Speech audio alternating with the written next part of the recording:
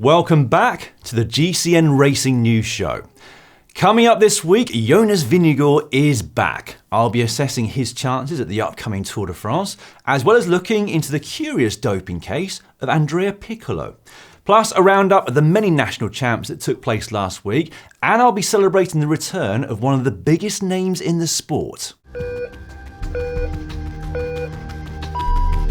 This week in the world of racing, we learnt that Tom Pidcock's journey to the Tour de France is a little bit different.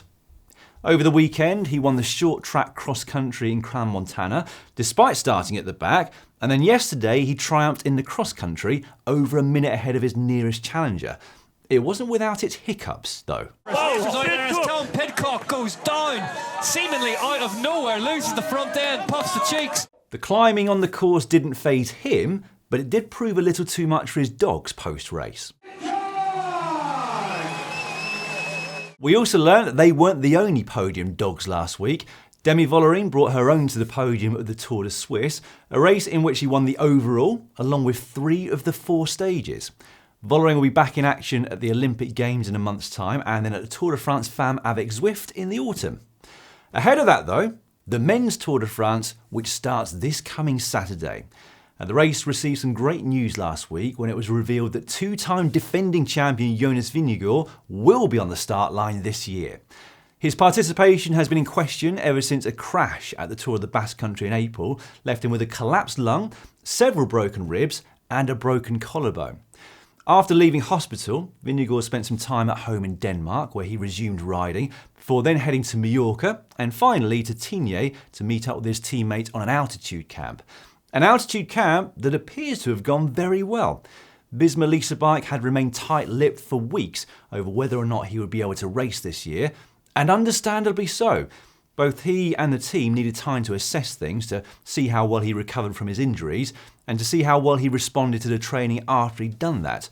Clearly, the results were good enough for his inclusion within the team, but there has been a change of sentiment from them. For a long time, Visma Lease Bike claimed that Vingegaard would only start the Tour if he was at 100%. But last week, after the announcement of his inclusion in the team, Michel Hessmann said that the aim for Vingegaard was to be competitive. How much can we read into that? Not an awful lot. I don't think the team is going to tell us if he's below expectations at this point, or whether he's actually very close to the level he's been at for the last 2 years.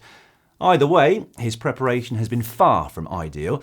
It's not just the time off the bike, but the energy his body and mind would have used to recover from those injuries.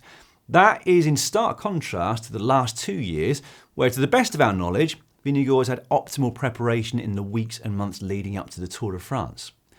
One thing that's not in his favour is that there's a particularly hard start to this year's race.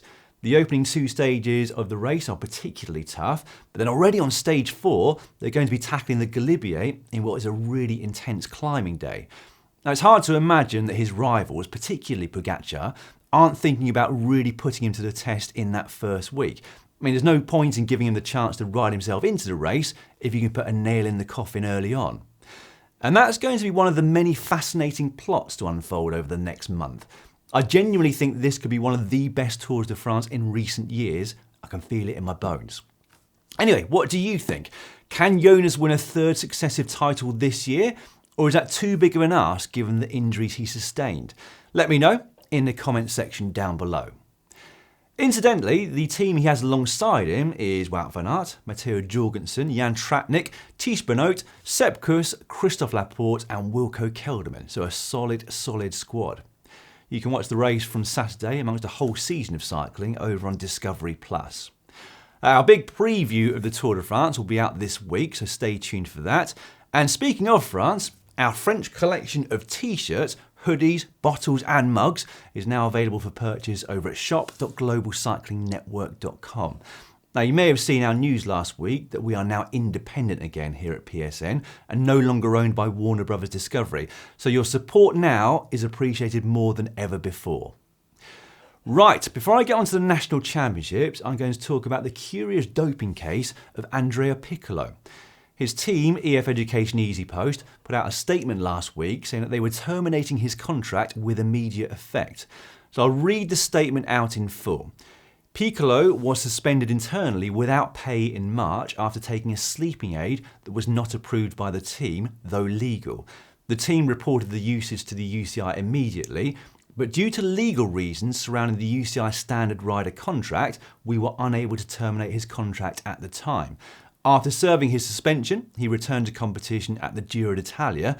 On June the 21st, Piccolo was stopped by Italian authorities upon entering the country on suspicion of transporting human growth hormone. Our organisation will cooperate fully with any investigation into the matter, and we encourage Andrea to be open and truthful with the anti-doping authorities. Escape Collective added further context to this, having spoken to the team's CEO, Jonathan Vaughters. Vaughters had received a text from Piccolo saying that he was aware that he had lost everything and that he'd taken 4 medications from Colombia that he didn't want to name. He went on to say that he takes his responsibility for this, that they found and confiscated the substances at the airport. Vaughters told Escape Collective that after the sleeping pill incident, he decided to give Piccolo a second chance. I can sort of understand that. I mean, Piccolo is young and the sleeping aid was legal, it just contravened internal team rules. However, it does seem quite strange that the wording of the team's statement suggests that they would have terminated Piccolo's contract back in March were it not for legal reasons, and yet he was then selected to ride one of the biggest races in the world, the Giro d'Italia. That seems a really bizarre decision, knowing what we know now. It should be pointed out that the UCI is yet to pass comment on the case, which came to light on Friday. Whatever the outcome, it looks damning. And it's a big blow to EF, who've prided themselves on their strict anti-doping policy over the last 15 years. Right, I'm now going to move on to the National Championships. As ever, there were so many to report on, I won't be able to mention every single one, but I'll go through some of the bigger and more surprising ones.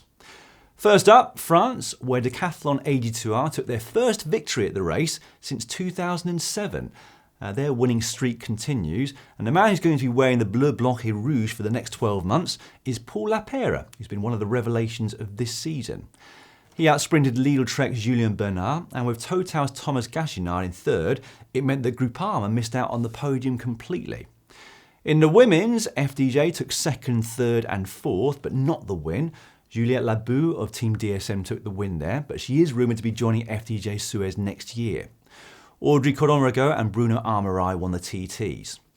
Down in Spain, Movistar retained the title. Last year's winner Oya Lazcano finished runner-up to his teammate Alex Aramburu, whilst Usoa Ostaloza won the women's, hot off the heels of winning the Tour of the Pyrenees.